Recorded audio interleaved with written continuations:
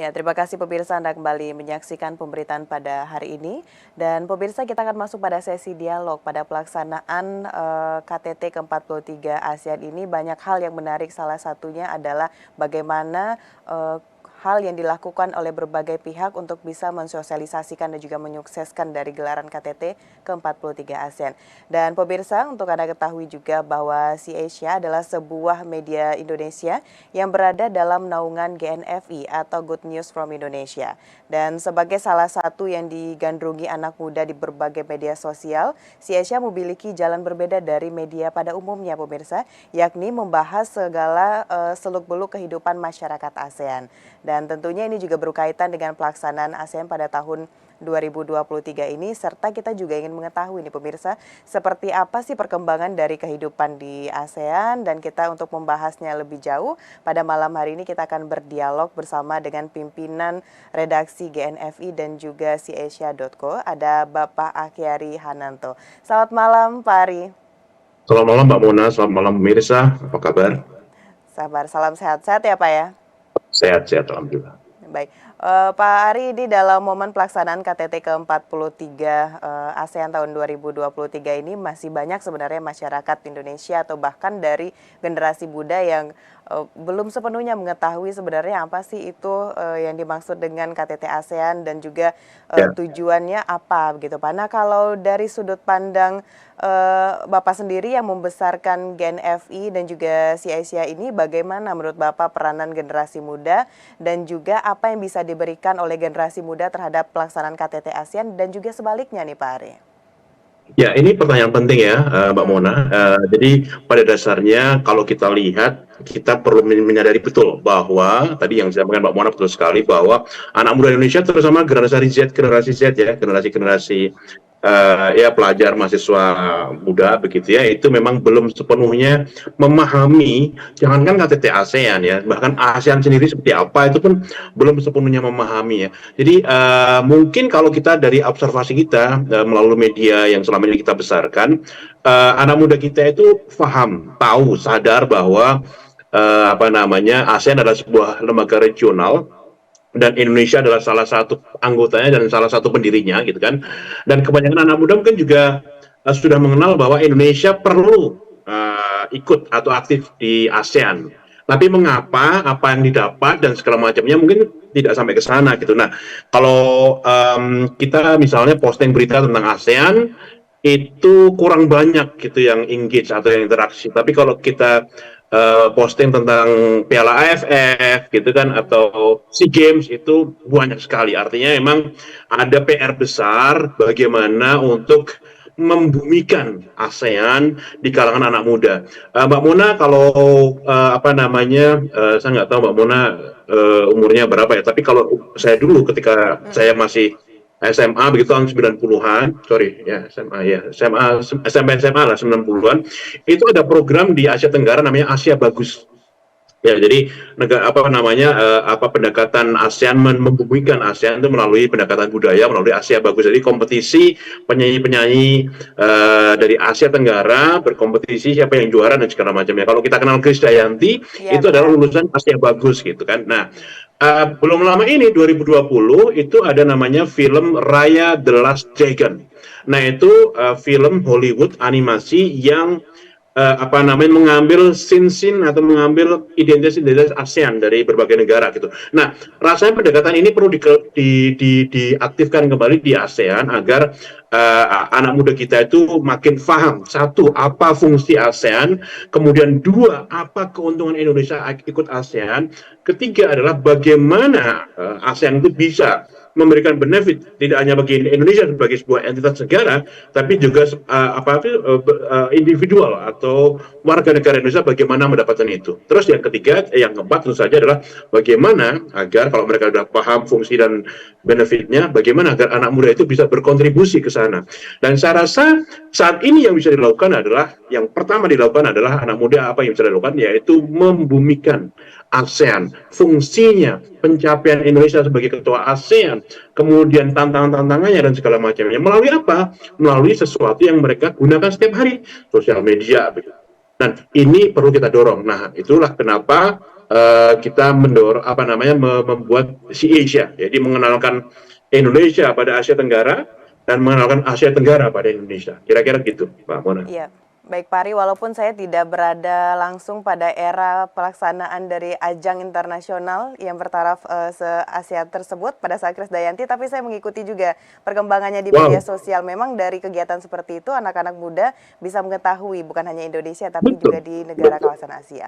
Nah Pak Ari, betul, kita betul. mengetahui Bapak juga sangat berpengalaman dalam bidang perbankan. Nah ini terkait dengan perekonomian, dengan adanya KTT ASEAN ini dalam 1 tahun ini masyarakat di Indonesia dan juga negara lain itu memperkuat yang namanya penggunaan kris. Nah, dari menurut atau pandangan Pak Ari nih Pak, bagaimana ke depannya 10 tahun ke depan ini mungkin dengan terus diberlakukannya kerjasama antara negara-negara di ASEAN ini bisa terus meningkatkan perekonomian kita di kawasan Asia seperti apa kira-kira Pak?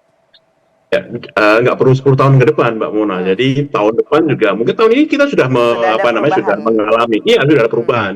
Satu hal ya, jadi yang namanya QR payment gitu ya, itu kan hmm, fast payment, ya, tidak perlu cash. Jadi kalau Mbak Mona nanti ke Singapura, ke Thailand, ke Malaysia, itu tidak perlu menukar uang lagi gitu kan. Nah, kemudian bisa langsung bisa langsung transaksi di sana tanpa menukar uang. Jadi mobile banking kita, QRIS kita bisa dipakai di sana, di semua yang ada QR-nya. Itu hmm, artinya satu hal. Kalau kita dulu menukarkan uang misalnya dari rupiah ke dolar Singapura, maka kita perlu mata uang perantara, yaitu apa? American dollar atau dolar Amerika. Nah, dengan adanya face payment dan regional payment connectivity, ASEAN regional payment connectivity ini tidak perlu ada mata uang perantara itu ya. ya, Jadi saat ini kerjasama ini sudah melibatkan Indonesia, inisiatornya Indonesia. Kita perlu betul-betul memberi apresiasi tinggi pada Indonesia, ya Kementerian Luar Negeri, kemudian Bank Indonesia dan lain-lain ya.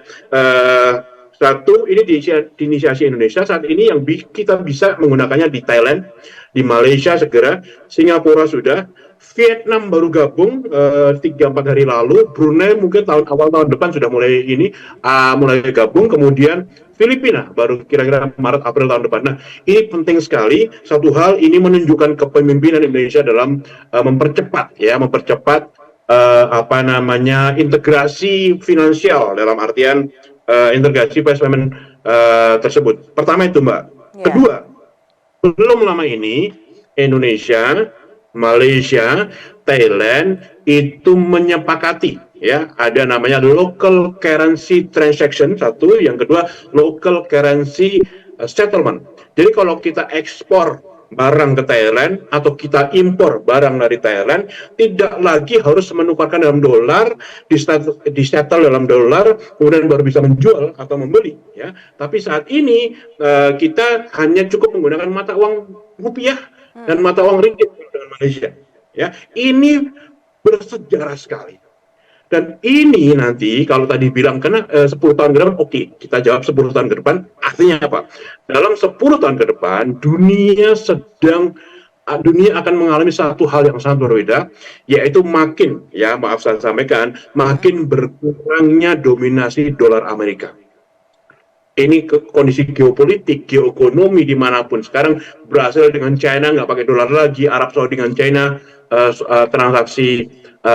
transaksi pembelian minyak juga tidak perlu pakai dolar lagi dan segala macam. Jadi sedang terjadi. ASEAN memulainya dengan regional payment connectivity dan local currency transaction and local currency settlement.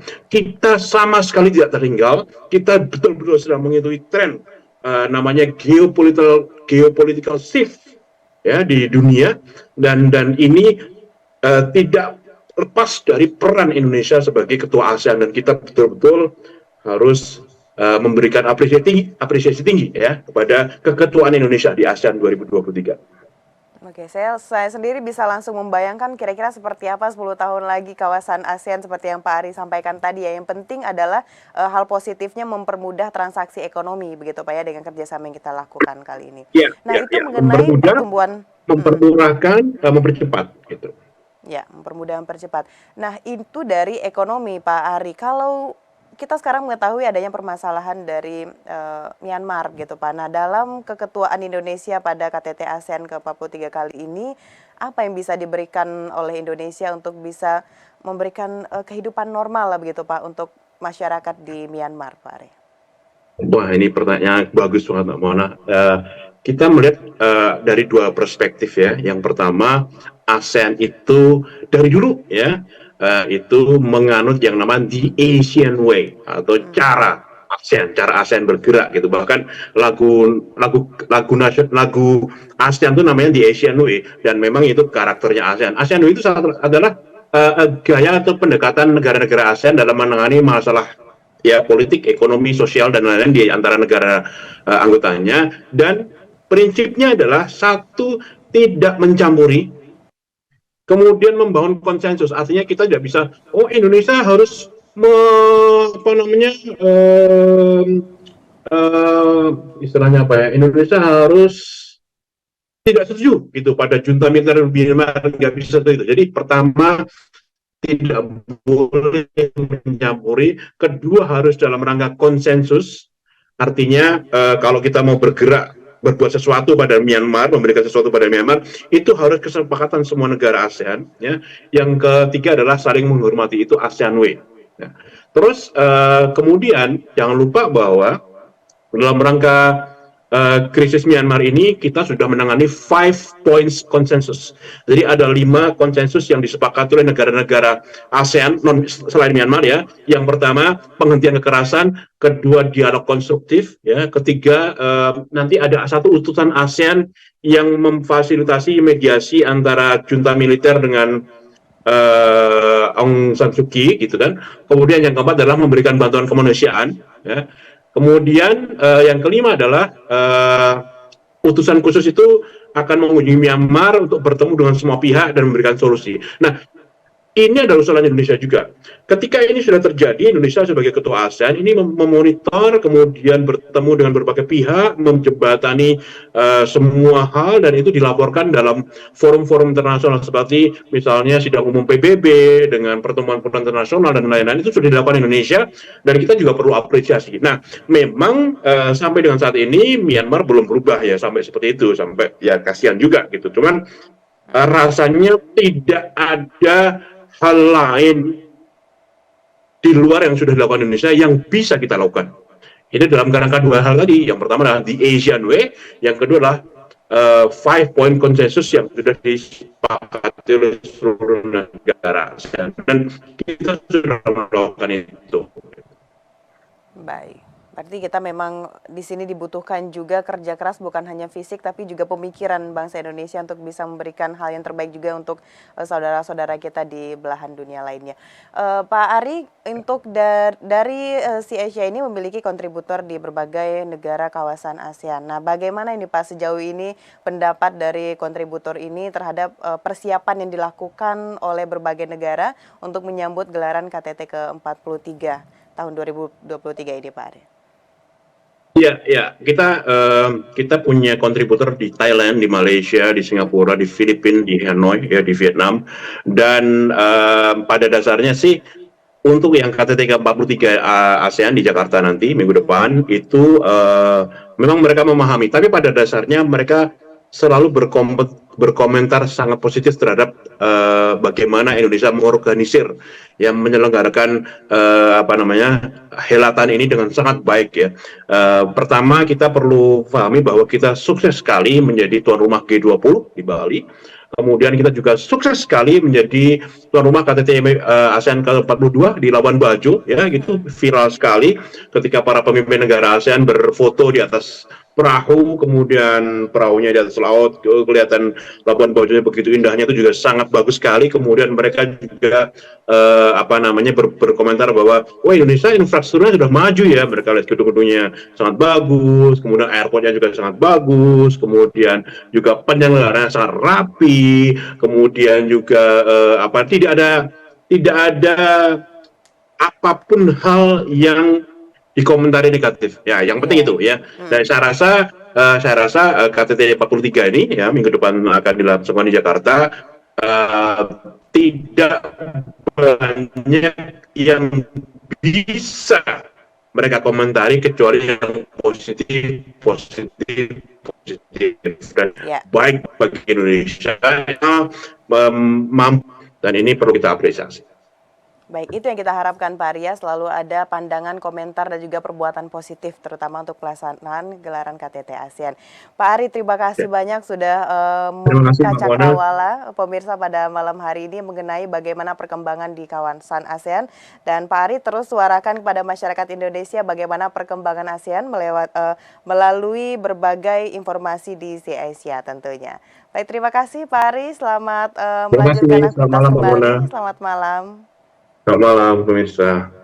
Ya, pemirsa, itulah dialog kita bersama dengan Bapak Akhyari Hananto selaku pimpinan redaksi GNFI dan juga SeaAsia.co. Usai pariwara kami akan kembali, tetaplah bersama kami.